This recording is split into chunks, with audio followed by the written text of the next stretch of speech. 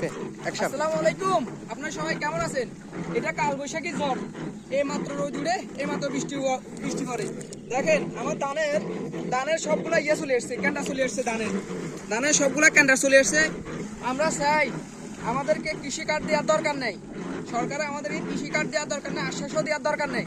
আমরা চাই যে সিন্ডিকেট হয়েছে ধানের, যে সিন্ডিকেট, এই সিন্ডিকেট যাতে বন্ধ হয়। আমাদের 1200 টাকা করে হাজিরা চলতেছে, 1200 টাকা করে দিতেছি আমরা, ধানের রেট দিতেছে 700 টাকা করে, 800 টাকা করে। এই সিন্ডিকেটটা বন্ধ করা, সব কৃষকরা তাদের ন্যায্য মূল্য পায়। আমাদের কৃষি কার্ডের দরকার নেই, আমাদের সরকারের এটা ভর্তুকি দিয়ে হইলো কি আমাদের থেকে ধান কিনক, ভর্তুকি দিয়ে হইলো আমাদের থেকে ধান কিনক।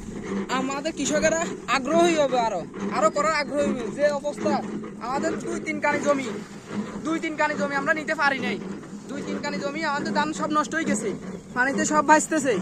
আমরা চাই কি আমরা ভর্তুকি দিয়ে সরকার আমাদের থেকে ধানটা কিনক, তাহলে সবাই করার ইচ্ছা থাকবে। আর যদি ভর্তুকি দিয়ে যদি না কিনে ধান আর কেউ করতে নয়, পরিমাণ আরো বাড়ি যাবো, চাইলের কেজি বাড়ি যাবো, চাইলের কেজি 70 টাকা 80 টাকা করে চাইলের কেজি যাবো। দেখেন আমার ধানগুলো সবগুলো ক্যান্ডা উড়ে গেছে, ধানের সব ক্যান্ডা উড়ে গেছে, আমাদেরকে সরকার একটু বাঁচাক। আমাদেরকে না বাঁচাইলে কৃষকই আর কেউ করতো না, জমি কেউ করতো না। দেখেন সব কিছু দেখেন সব পানির ভিতরে চলে গেছে, সব পানি। আর খের দেখেন, গরুর কোনো রেট নেই। আমি সরকারের কাছে একটা জিনিস আবেদন করুম, যাতে সরকারে বাইরের থেকে কোনো গরু না আনে, বাইরের থেকে কোনো গরু আমদানি না করে। দেখেন সমস্ত খের ভিজা, প্রতি ধান খের সবগুলা ভিজে গেছে।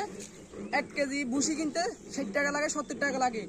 এত কষ্ট করি আমরা গরু ফেলতেছি, সবকিছু করতেছি। যাতে সরকারের কাছে অনুরোধ কোরবানে যাতে বাইরে থেকে গরু না আনে, বাইরে থেকে যদি গরু না আনে আমরা তাহলে কি আমাদের ফসাইবো। আর যদি বাইরে থেকে যদি গরু ঢুকায় তাহলে আমাদের গরুর রেট কমে যাবো, আমরা কৃষকেরা কষ্ট পাবো। সবাই চায় যে কি কৃষকের পাশে কেউ আসে না। আমি সরকারের কাছে একটা বারবার অনুরোধ করব, আপনারা বাইরে থেকে গরু আনবেন না।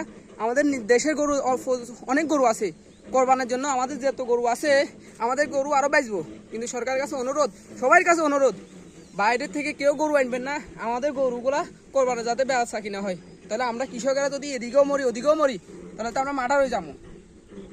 আসসালামু আলাইকুম। আরেকটা কথা, এই কথাটা আপনারা যার কাছে যায় আমার ইয়েটা শেয়ার করে দিয়েন, যাতে এটা পর্যায়ে যায়, যাতে এটা সবাই দেখে, যাতে এটা শেয়ার করেন, যাতে এটা কি সবাই নজর আসে, প্রশাসনের নজরে আসে।